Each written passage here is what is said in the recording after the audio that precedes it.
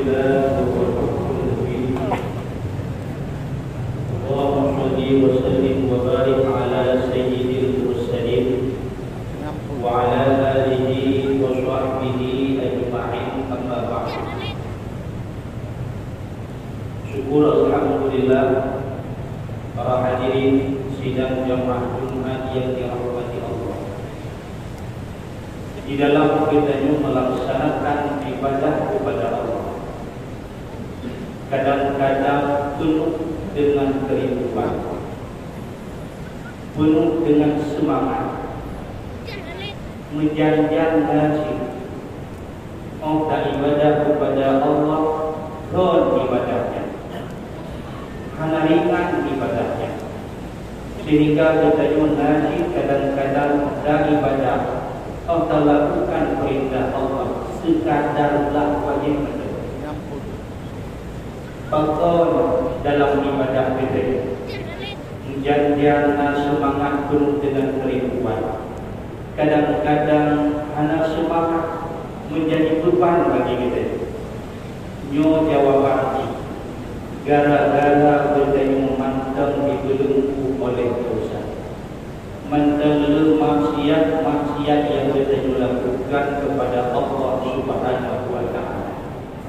Karena kita lakukan maksiat, nyo dosa yang bukan ranti gati kita, yang bukan borgol gati kita untuk melaksanakan kebaikan-kebaikan. Maka dalam hal demikian, dalam urusan ibadah, hal yang sangat penting yang harus kita lalui agar ibadahnya betul-betul ibadah karena Allah, penuh kecintaan, penuh kerinduan. Heboh perkara yang mesti kita lakukan. Yang pertama, tinggalkan maksiat. Yang kedua, tinggalkan maksiat. Yang kedua, menyesali kita yang pernah melakukan maksiat. Yang ketiga, azamkan dalam hati, camkan dalam hati kita yang kena ingin melakukan maksiat. Nyol heboh perkara yang mesti kita lakukan. Tinggalkan maksiat, menyesali pernah melakukan maksiat, kemudian azamkan dalam hati tidak ingin lagi mengulangi maksiat. Itulah yang dikatakan dengan hakikat taubat kepada Allah Subhanahu wa Ta'ala. Para hadirin sidang jamaah Jumat yang dirahmati Allah Subhanahu wa Ta'ala, Rasulullah memerintahkan kepada kita dalam satu hadisnya, tubu ilallah, taubatlah kepada Allah, bertobatlah kepada Allah. Fa inni atubu ilaihi kulla yawmin mi'ata marrah. Lun mantap oleh Rasulullah di pura taubat kepada Allah seluruh. Lun mantap Rasulullah yang kami jamin maksud oleh Allah mantap taubat kepada Allah seluruh semalam seluruh. Sebaliknya kita yang melaku dengan maksiat, yang butuh dengan maksiat, tak banding-banding roh bertanya setiap hari, setiap pekan, setiap bulan, inna taubat kita kepada Allah. Inna taubat kita kepada Allah. Apakah layak kita mengakui sebagai hamba Allah yang terus sendiri kita hanya patuh kepada perintah Allah? Nyo coba kita payah. Rasulullah sendiri taubat kepada Allah. Cuman Rasulullah pun taubat. Padahal Rasulullah pada dosa. Taubat Rasulullah untuk kamal hukumnya. Taubat Rasulullah sangat betul-betul sempurna penyembahan diri kepada Allah untuk beribadah kepada Allah. Nyo taubat Rasulullah. Sedangkan taubat katanya kuku, katanya taubat. Katanya kuku dan taubat. dua perkara alasan kita mesti dakwah. Sebagaimana diungkapkan oleh Imam Al-Ghazali. Yang pertama, hikmah dan wajib kita untuk bertaubat kepada Allah, untuk taufiqut ta'at. Itu yang pertama. Ngat lebih ringan pada, ngat lebih kemampuan oleh Allah untuk melaksanakan ibadah. Yang kedua, katanya bertobat kepada Allah dan pakaian baru untuk qabulul ibadah, mangat mentung oleh Allah ibadah-ibadah yang kita lakukan. Pula jalur bertanya ibadah kepada Allah tujuan menentu dan diridai oleh Allah ibadah-ibadah kita. Kajian baru betul ibadah oleh Allah salah satunya lewat kita dan taubat kepada Allah Subhanahu wa taala. Wujud benar. Karena kita sendiri di dalam kehidupan kita punya burung langit yang utuh luar burung langit yang mana banget yang pintar yang beko hana kan yang pribadi kita burung yang utuh luar kata. Begitu juga Allah berkata bertanya di saat bertanya penuh dengan dosa di mata Allah bertanya burung yang takut, di mata Allah bertanya burung yang berlaku. Coba bertanya sendiri burung yang bodoh dan burung yang berlaku kadang menjauh berada umat yang didik hati bertanya burung yang berlaku dan yang Allah. Dikala kita yang penuh dengan maksiat, yang penuh dengan dosa, dikala kita yang dengan keadaan buruk. Dikenang Allah dikala kita ridha Allah dikala kita dalam keadaan maksiat dan berdosa. Maka oleh karena demikian, agar ibadah yang kita lakukan setiap saat berdukung oleh Allah, iman cara bertoro dengan maksiat. Baik melanggar dengan dosa, nyonya perlu ibadah betul dan diridai oleh Allah Subhanahu wa taala. Begitu juga dalam hal bertaubat kepada Allah Subhanahu wa taala, jangan berkecil hati. Cukup maksud kepada Allah waktu jangan berkecil hati. Sebesar apapun dosa yang pernah kita lakukan, selama nyawa kita belum berubah, pintu tobat selalu terbuka. Pernah terjadi pada masa Rasulullah SAW, diceritakan oleh Ibnu Abbas, Wahsy bin Harb merupakan ulun Sayyidina Hamzah. Sayyidina Hamzah yang merupakan pamannya Rasulullah SAW. Ditulis oleh Wahsy bin Harb sepucuk surat dikirim ke Rasulullah saatnya Rasulullah berada di Madinah. Wahsy bin Harb saatnya berada di Makkah. Ditulis situ surat, dikirimlah surat ke Madinah ditujukan kepada Rasulullah. Dibacalah suratnya ya Rasulullah. Isi suratnya, ya Rasulullah, inni uridu an aslama. Lun ingin masuk Islam wahai Rasulullah. Nyo isi surat Wahsy bin Harb. Lun ingin masuk Islam ya Rasulullah. Lakin yamna'uni anil Islam ayatun minal Qur'an nusilat alayka.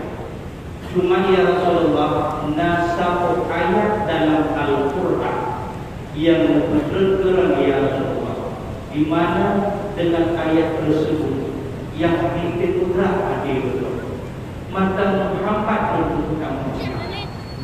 Nasab ayat dalam Al-Quran yang Muhammad kalau bukan kelas. Ditulislah satu ayatnya oleh Wahsy bin Harb. Ayat tersebut, walladzina la yad'una ma'allahi ilahan akhar wa la yaqtuluna an-nafsa allati harrama Allah illa bil haqq wa la yazununa wa may yaf'al dzalika yalqa adab. Inti daripada ayat, orang yang pernah menyembah selain Allah, bahasa lainnya musyrik.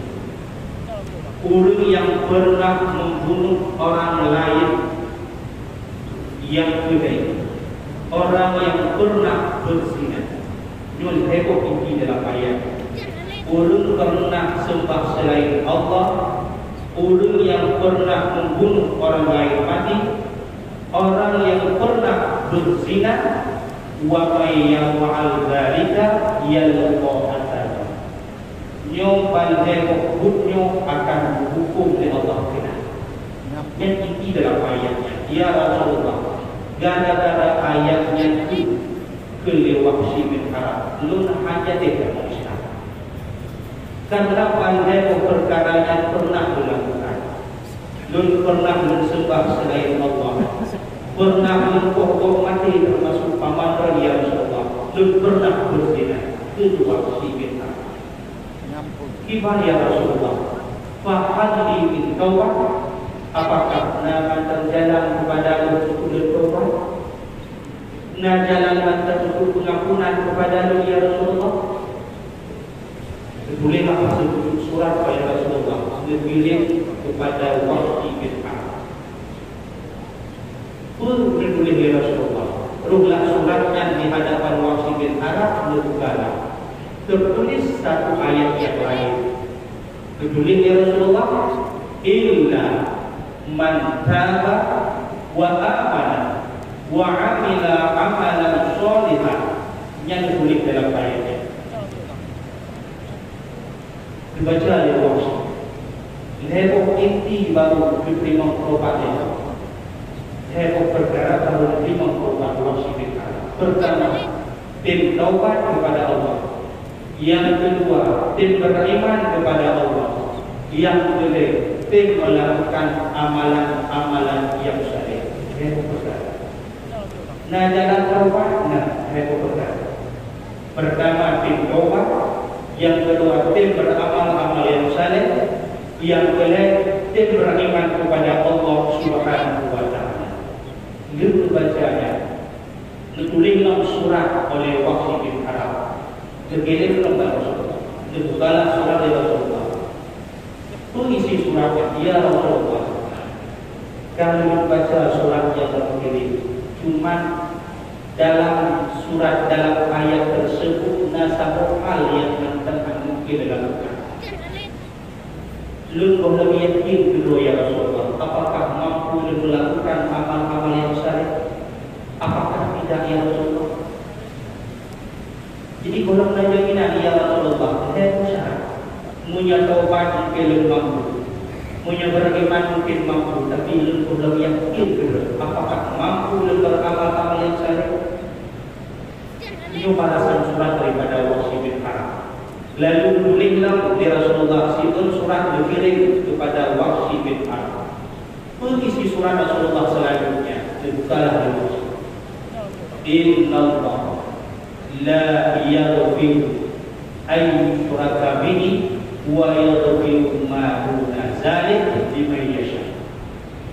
Itu inti daripada suratnya.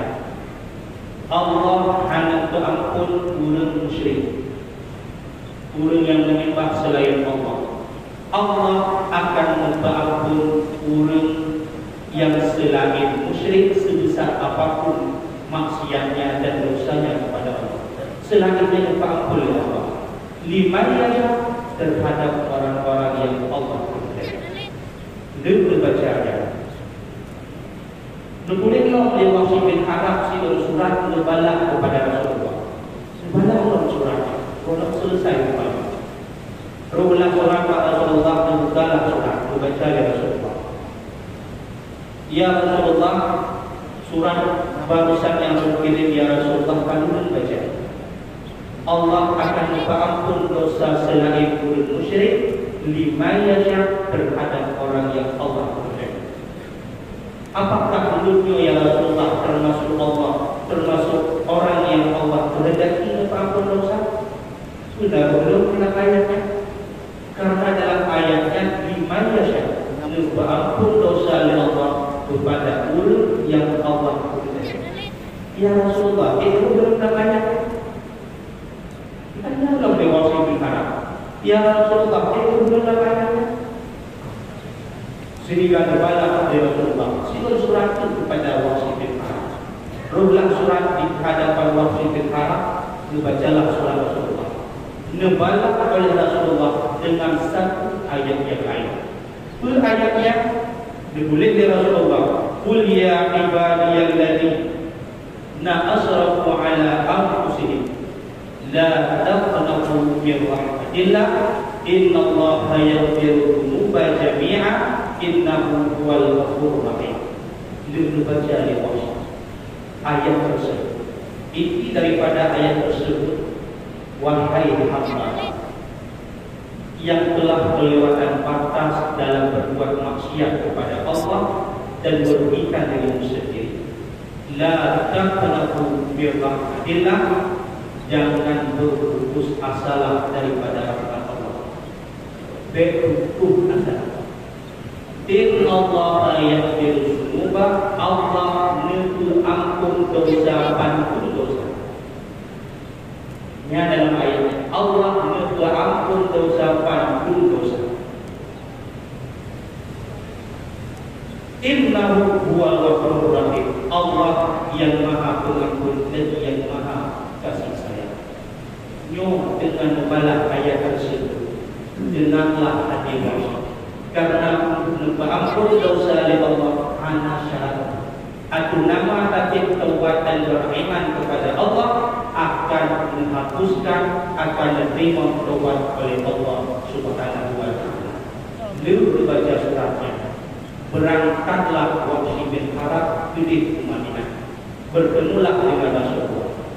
Dia berunding dengan Rasulullah. Di hadapan Rasulullah lah Wahsy bin Harb masuk Islam. Nah dosa katanya yang dilakukan oleh Wahsy, nah yang sembarang dosa yang dilakukan oleh Wahsy bin Harb, mungkin benar katanya dosa katanya. Katanya mungkin mantan dosa lain, dosa pun, tapi kalau sebanding dengan kesalahan dan dosa yang dilakukan oleh Wahsy bin Harb, maka besar kemungkinan katanya untuk raih mantan terhak pintu Tuhan. Subhanallah, malaikat mau menjemput katanya, marilah katanya untuk selalu setiap saat meninggali maksiat kepada Allah, menyesali pernah melakukan maksiat dan azamkan dalam hati jangan ingin kembali kepada maksiat. InsyaAllah dengan heboh perkaranya akan menjadi taubatan nasuha bagi kita, akan menerima segala ibadah-ibadah yang kita lakukan. Amin, amin ya rabbal alamin.